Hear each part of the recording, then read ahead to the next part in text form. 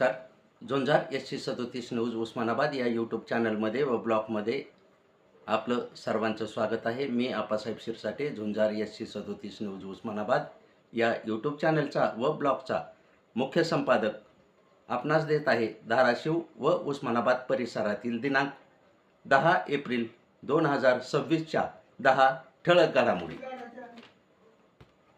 राज्य शासनाचे बंदी असलेल्या घातलेल्या गुटख्याचा साठा करून विक्री करीत असलेल्या साठेबाजारावर भूम पोलिसांची कारवाई करून 19,350 रुपयाचा गुटखा व सुगंधी सुपारी केली जप्त. अभिजित रोकडेवर कारवाई करून केला गुन्हा दाखल व मुद्देमाल जप्त. धाराशिव उस्मानाबाद लोकसभेचे खासदार ओमराजे निंबाळकर व आमदार कैलास पाटील यांच्या पक्षांतराच्या सोशल मीडियावरील चर्चा व बातम्यांना खासदार ओमराजे निंबाळकरांनी दिली तिलांजली. आरोप सर्व चर्चा दुडकावल्या. बेंबळी, धाराशिव, उमरगा येथे गोमांस विरोधी केली कारवाई.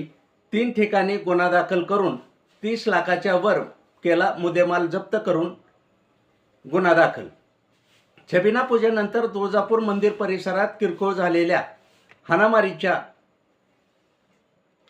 घटनेवर 10 जणांवर गुन्हा दाखल करून 10 जणांवर 2 वर्षे केली मंदिर परिसरात प्रवेशबंदी.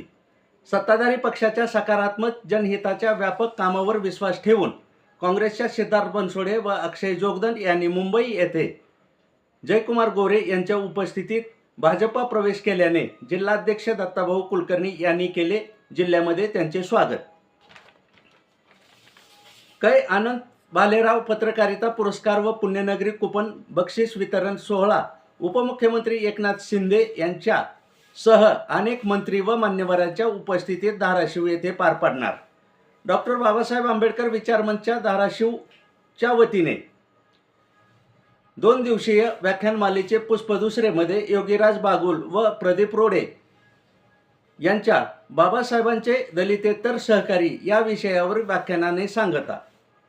महिलांनी बुद्धिनिष्ठ व एकनिष्ठ राहण्याचे काळानुसार गरज.